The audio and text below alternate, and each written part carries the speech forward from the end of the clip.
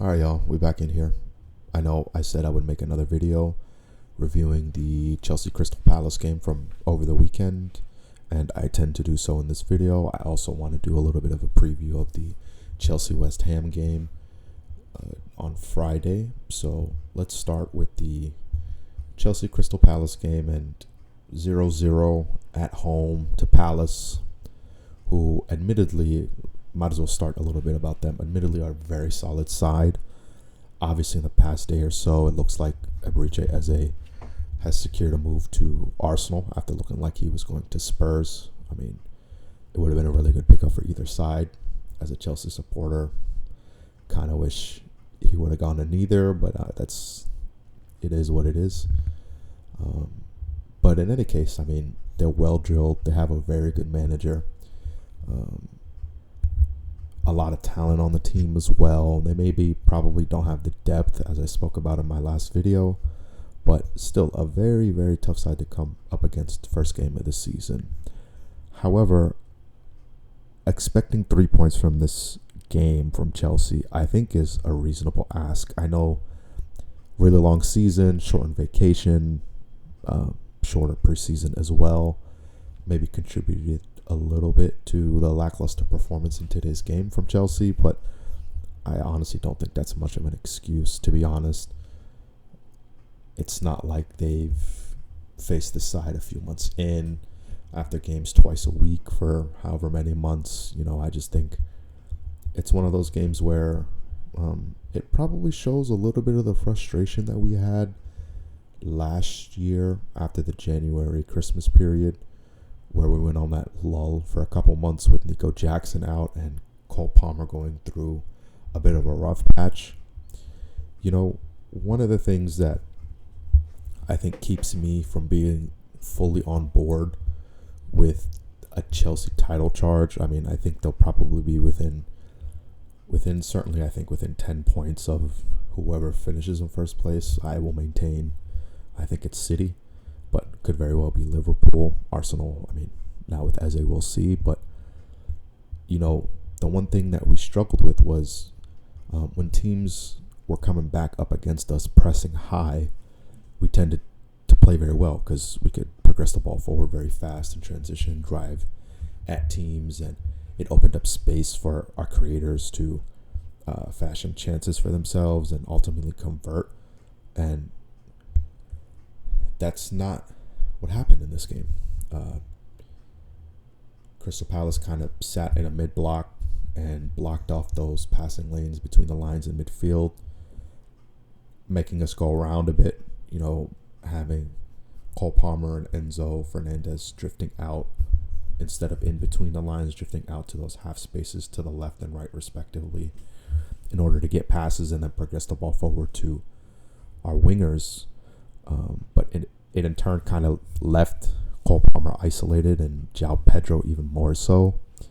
And I think that sort of blueprint is mirrored. It kind of mirrors some of our struggles from last season.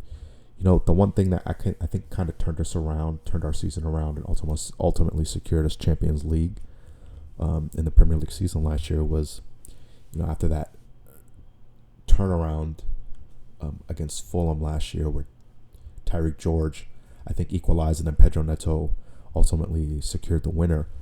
The one thing I think the manager Enzo Maresca has done really well is his adjustments game to game and his game planning going into games that allows us to approach games with a better mentality and create better chances. I mean, we saw at times that Cole Palmer, I think in the Club World Cup a couple times, played on the left-hand side, and you saw that it was clear and when we were out of possession and how we set up in kind of like a 4-4-2 press sort of thing, with Enzo being the guy pressing up with the number 9 and Cole Palmer being on the left, and then in possession, Mark Cucurella holding the width on the left-hand side and Cole Palmer playing inside of that.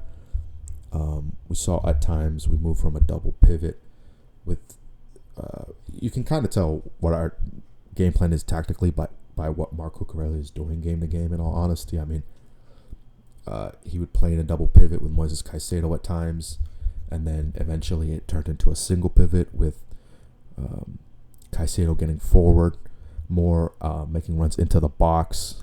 Same thing with Enzo, whether he was playing on the right-hand side of midfield or the left-hand side of midfield. We saw that with the winner against Manchester United late last season. Cucurella making runs into the box, and obviously Reece James being class, feeding the ball into him. But against teams that generally sit back, we tend to struggle a bit. And one thing I'm hoping to see that will provide greater consistency for the team moving throughout the season is not just our different approaches tactically from game to game, but within games as well. Like, I think sometimes Enzo Maresca, rightly so, obviously, he's proven, I think, to be a solid manager, a really good manager with a lot of potential to this point. But we'll go into games with one game plan, and our adjustments seem to be like for like substitutions, but not necessarily a change in tactics, if that makes sense. Like, in games, we don't see if Palmer is going to play close to the striker, trying to get balls, passes played into him between the lines. Sometimes it's on him to drop back to receive the ball, but it's never a change in system. So that's one thing I want to see moving forward. I know we can play so many different options, especially with the team that we have and the lineups that we put out. I think we can be fluid throughout the game because a lot of our players are very flexible tactically. Like, I don't see a reason why Cucurella, for example, couldn't have dropped into the back three and maybe pushed Reece James into midfield, for example, and maybe Enzo goes to the left of Moises Caicedo, or, maybe you have Cucurella, as I mentioned earlier, holding the width on the left-hand side, and Cole Palmer being the guy tucking inside and receiving the ball inside of him to create bad chances that way. I just think the frustration comes from a little bit from the tactical inflexibility that we seem to show sometimes, especially against teams where we're dominating possession. So we think the chances will come, and typically they do, but when they aren't, I want to see a little bit more proactiveness from them. I mean, obviously, I'm just a guy sitting in a chair speaking about this, and Enzo Maresca's the manager, but, who knows? I still think it's just one game, obviously. I think we'll still see a really good Chelsea side that finishes in the top four, I think, comfortably again, and like I said, pushes for those that first place. So we'll see. I mean, looking ahead to the West Ham game, it's going to be another team that I think sits back and allows us the ball and probably won't press us very high at all in the game, even though they are the home team in this matchup. I think we'll actually find probably a little bit more space. They don't seem to be as good as Crystal Palace. I don't think Graham Potter has really done a very good job turning the team around since he's been appointed. And, their opening weekend lost to Sunderland 3-0. I mean, I think they dominated possession, but weren't nearly as threatening as Sunderland were, as well as their conversion. I mean, they seem to have two creative outlets. It's Paqueta and Bowen after losing Kudus. And then other than that, I mean, it's probably Ward-Prowse on set pieces. But, I think if they're going to play a back three, I think they'll probably struggle unless their wide center backs are really aggressive, stepping into midfield to try to close down the space on guys like Cole Palmer and maybe Joao Pedro dropping deep to receive the ball, or Cucurella or Enzo or whoever. So I think we'll probably be a little bit more free and have a lot better of a performance, especially after drawing the first game of the season. You want to see a bounce back, and I think the players will be motivated to bounce back. So hopefully that's what we'll see. I do want to give you guys my preferred lineup for the match. I think it should probably be, in my opinion, obviously Rob Sanchez in goal. He's been really, really good and consistent for the better part of 5 months. I mean, kind of didn't have an off-season the team, so 5 months is pretty apt. It's not much of a vacation. He's been playing consistently very well. I do want to see Reece James again, obviously, at right back. I think Tosin will probably help our ball progression, and it looks like he's back from training and fit. So I think he'll start in the center. That's what I would like to see. And obviously, Trev Chalobah on the left, sided center back, and Cucurella at left back. In midfield, Caicedo, obviously. He's the main man in midfield. Probably our most important player at times. I do think even though Enzo Fernandez wasn't very good in the first game of the season, I do want to see him again, hopefully catch a little bit of a rhythm in this game with more space and time on the ball. I think will be very helpful to him. Now, this is where there's that front four, we'll call it, I think is where I think there's going to be a little bit of change. And I think it'll help in our flexibility within the game. Seeing this lineup, I want to drop Pedro Neto. It might be a little bit controversial, but I think it's necessary in this game. His defensive work rate, while a really good asset, I think versus a team like West Ham, not necessarily needed. He's probably better in a back and forth basketball type of game where he can attack and transition and use his speed and his off the ball movement to try to drive at opposition defenses to get chances. So I think in this game, we think a little bit more creativity probably. So right now I have it as Palmer, Estevao, and Pedro with Delap as the 9. Now, the reason I have it this way is because I think Chelsea can decide to line up however they seem fit. I think in this configuration, it would probably be Estevao on the right, Pedro in behind, Delap as a striker, and Palmer on the left. Although, you know what? Thinking about it, I think it would probably be Joao Pedro on the left and Palmer in behind the striker. I think Liam Delap would be very key in this game, being a more physical presence against a team that will probably try to impose themselves physically as their only route to maybe gaining a point or securing all three. So I think Liam Delap will help occupy those center backs, allow more freedom for Joao Pedro, Estevao, and Cole Palmer to find spaces easier and hopefully add a little bit more creativity and invention in our game.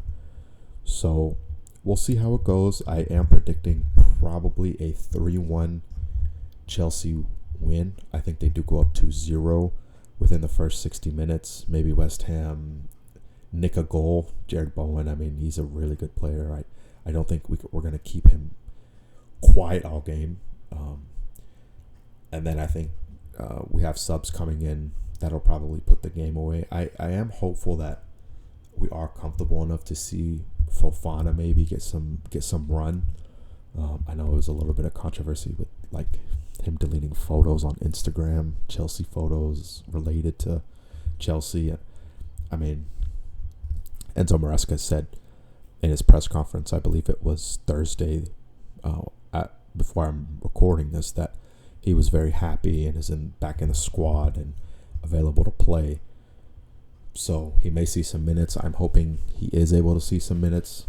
I would like to see the pairing of him and Tosin more often, because I think it'll also mean that whoever the left back is, Cucurella most weeks, Hato when he comes in for cover, I think it'll actually allow for more rotation for Cucurella, because Hato can be the third center back in possession, and I think it'll help him bed in quicker, and it'll also free up Reece James to be a little bit more free creatively. I mean, as a right center back, he's a little bit restricted, obviously, in what he can do, other than the occasional late run or those crosses from deep. I think him stepping into midfield or allowing those late overlapping runs or underlaps, depending on the situation, I think will help him a little bit, especially against a team who will probably dominate possession. He may not have to recover as much depending on how the game goes. So yeah, those are some of my thoughts. I think I'll probably have a review of the game specifically, hopefully immediately after, and then another video probably either reviewing the Premier League weekend, maybe some of the key matchups from other top European leagues. I'm not sure. I do have an idea about a transfer activity video that I'm kicking around. We'll see about that. I'll just probably get on here and yap some more. So in any case, if you come across this video and enjoy what I'm talking about or not, let me know. Leave a like, whatever it is. I'll see y'all next time. Thanks.